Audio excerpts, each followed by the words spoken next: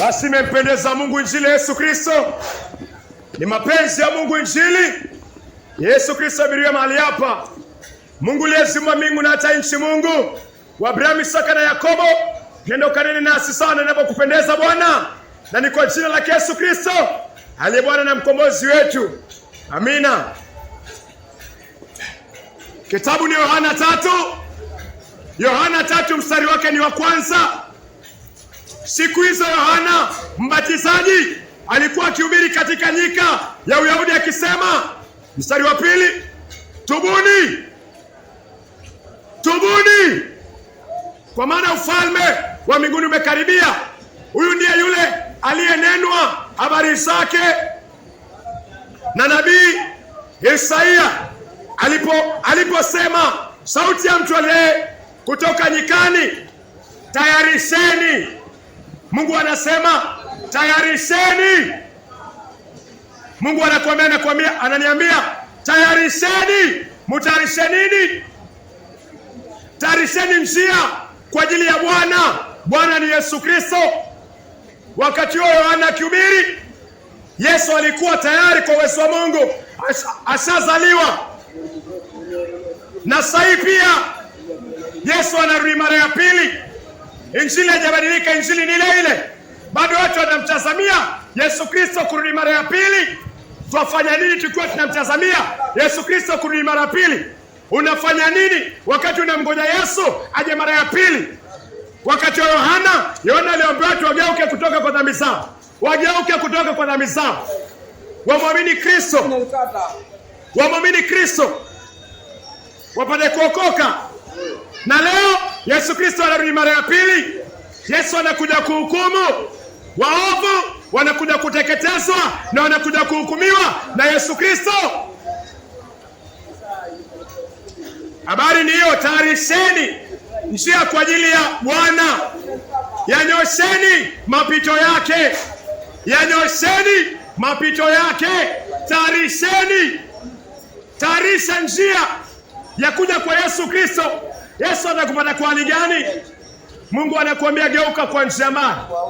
Geuka kwa maovu. Geuka kwa dhambi. Ondoka kwa zinaa. Ondoka kwa ulevi. Ondoka kwa uzinzi, usherati, chuki, faraka, hasira, kiburi, kutokuheshimu amri za Mungu, kutokutii mamlaka. Yesu akija, Yesu aje kama mwana kondoo. Yesu anakuja kama simba wa kabila la Yuda. Kondoo ni mzuri, unaweza chekacheka naye. Kondoo ni mnyenyekevu, lakini simba si mnyenyekevu. Simba si mnyenyekevu. Simba si mnyenyekevu. Simba akitokea hapa, hakuna mtu anasimama kwa hili lango. Simba akitokea ndani ya feri, kama tunaingia, kila mmoja atakimbia. Simba si mnyenyekevu. Yesu anarudi mara ya pili kama simba. Ufunuo 5 mstari wake ni wa 5.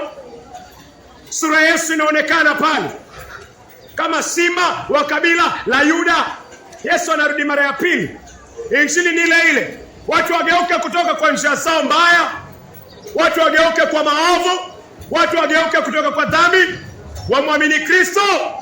Dhambi zako zioshwe. Dhambi zako zitakaswe kwa imani ndani ya damu ya Yesu Kristo. Hakuna shortcut. Hakuna shortcut. Tayarisheni njia. Yanyosheni mapito.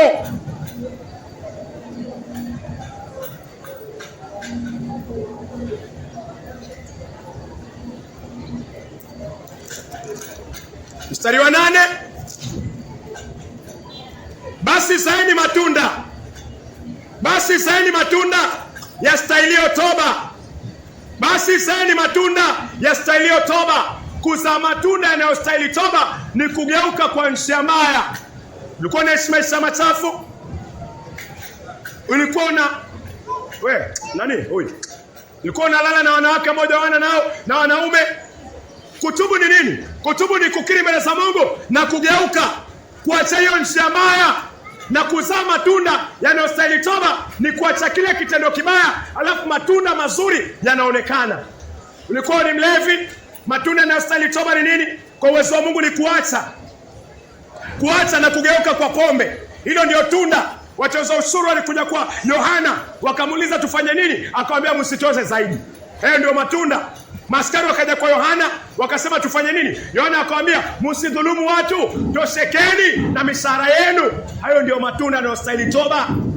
Lazima kuwe na change katika mind. Lazima kuwe na change katika deeds. Lazima kuwe na mabadiliko. Mtu akitubu lazima kuwe na mabadiliko. Mabadiliko ya umegeuka kwa maovu. Tuchoke magari na kutoka kasi, tunapotoka tafadhali ili upande kulia. Upande wa kushoto na upande wa magari tafadhali toa nafasi abiria. Toka ukielekea upande wa kulia ndio upande wa chini. Chunga magari upande wa kushoto na toa nafasi. Toka ukielekea upande wa kulia ndio upande wa chini. Na hakikisha utakapokuwa feri umetoka na mzigo wako, wabeba mtoto, kwa ajili ya usalama mtoto wako, mshike mtoto wako mkono. Na uliyebeba mzigo, hakikisha umeandamana na yule mchukuzi wako, ili usiweze kupotelea. Jaribu kuharakisha kutoka, na unapotoka tafadhali elekea upande wako kulia ndio upande wa chini. Ya Mungu akisema uzae matunda yanayostahili toba, ni umegeuka kwa nini kiovu? Mabadiliko gani yamefanyika baada ya Mungu kupitia neno, baada ya Roho Mtakatifu kukuhukumu, kukuconvict kuhusiana na dhambi? Ni njia gani imebadilika? Njia gani imebadilika kwako? Watu wengi wanapenda kusema nimetubu. Lakini umetubu nini? Umegeuka kwa nini? Kama ulikuwa unalewa, then waendelea kulewa. Hawezi kusema Jumapili nilitubu usherati, alafu Jumanne uanguka kwa usherati. Hiyo si toba ya Biblia. Haijawahi kuwa toba, haitakuwa toba. Toba ina matunda. Sisema unalala na bibi wenyewe, unalala na bwana wenyewe, unasema nilikuwa kanisani, nikatubu, next waendelea kutenda hicho kitendo. Ezekieli 18:30. Ezekieli 18:30. Mungu anasema katika maandiko yake, nitawahukumu nyumba ya Israeli kila moja sawa sawa na njia zake, asema Bwana Mwenyezi. Tubuni. Kutubu ni nini? Geukeni kutoka makosa yenu yote. Tubuni, geukeni kutoka makosa yenu yote, ndipo dhambi haitakuwa anguko lenu. Huu ndio ujumbe Mungu alihubiri kupitia Yohana Yesu alipokuwa anakuja, na huu ndio ujumbe pia Mungu anahubiri tena kupitia neno lake, huku tukimgoja Yesu Kristo aje. Mungu anasema nyosheni mapito. Nyosha mapito yako, patana na Muumba wako. Geuka kwa kile kiovu. Kila siku watu wanakufa, hujui nani ataziba pengo la kesho. Lazima kuna mtu ambaye atalala kesho. Leo lazima kuna watu wamelala. Nani ataziba pengo la kesho? Uko tayari? Na kifo ni kitu, ukizaliwa tu unaanza kufa. Ile siku ulizaliwa ndio ulianza kufa, kwa sababu tarehe yako iko tayari. Tarehe yangu iko tayari. Kila sekunde inakatika, unasongelea kaburi. Nasongelea kaburi. Wasongelea karibu, wasongelea kaburi. Posha ya moyo wako ikiwa vipi? Sura ya moyo wako ukiwa vipi? Utazikwa kama mlevi, utazikwa kama mzinzi, utazikwa kama ule mtu ambaye hakutengwa na dhambi ya Adam tangu tumboni. Utazikwa kama nani? Nani? Bado unaenda kwa waganga? Bado hujawaacha? Kifo kina hodi, wakati wote kinakuchukua. Mungu anataka toba. Nyosha mapito yako kwa kukiri na kuacha. Yohana 3:16, kwa maana jinsi hii Mungu aliupenda ulimwengu. Ulimwengu ni nani? Ulimwengu ni wewe, ulimwengu ni mimi, hata akamtoa mwanao wa kipekee. Mwanao wa kipekee ni nani? Yesu Kristo. Kwa nini Yesu anaitwa mwana wa Mungu? Yesu yuko na roho ya Mungu. Ile roho Yesu Kristo yuko nayo ndio Mungu yuko nayo. Mungu amechukua roho yake ameweka kwa Yesu Kristo. Mtu yote duniani ambaye yuko na roho wa Mungu ndani anaitwa mtoto wa Mungu.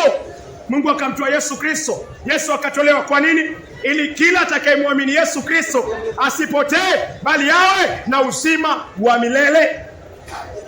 Yesu ametolewa tayari 2026 years ago. Yesu ashatolewa. Una ngoja nini? Nani? Uko na mchezo.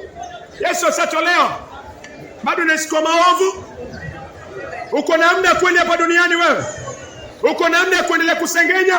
Uko na muda kuendelea kwenda kwa waganga? Uko na muda kuendelea kuisimamisha kinafiki? Show nzuri kwa wanadamu, lakini mbele za Mungu ni kidonda kilichooza. Uko na muda kujifanya hapa duniani? Hakuna muda mpendwa, geuka kwa dhambi. Tubu dhambi kweli kwa uwezo wa Mungu. Soma neno, kaa kwa maandiko. Hiki kitabu kimebadilisha wengi sana. akishindi kukubadilisha wewe, uko na muda nacho. Badilisha kwa ndani. Yeah. Sasa Yesu alitolewa ili dhambi zangu na zako zioshwe, na haziwezi kuoshwa kama kuna toba, haziwezi kuoshwa kama kuna kugeuka kutoka kwa dhambi. Mungu anakuita ugeuke kwa njia mbaya. Mungu aliupenda ulimwengu hata akamtoa mwanao wa kipekee. Mwanae ni Yesu Kristo, ili kila muaminie Yesu Kristo, mahali ambapo dhambi zako zimewekwa, mahali ambapo dhambi zangu zimewekwa, kila muaminie Yesu Kristo atapotea, bali atakuwa na uzima wa milele. Mungu anasema nyosha mapito yako. Nyosheni mapito yenu. Nyosha njia zako. Geuka kwa njia mbaya. Usife katika njia mbaya. Damu ilimwagika msalabani ili dhambi zako na zangu, Mungu akubariki, ili dhambi zako na zangu ziondolewe. Yesu hakumwaga damu alimwaga damu kwa ajili ya dhambi yako na yangu. Ni Mungu anakuita tugeuke. Tuweke imani kwa damu ya Yesu Kristo.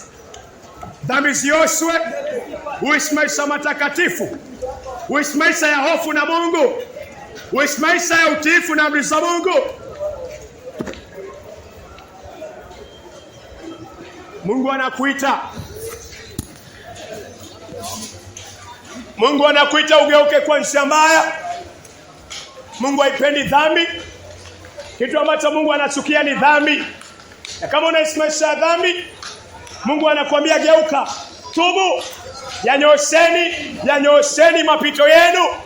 Tengeza njia zako kwa kukiri, kwa kutubu na kuamini damu ya Yesu Kristo.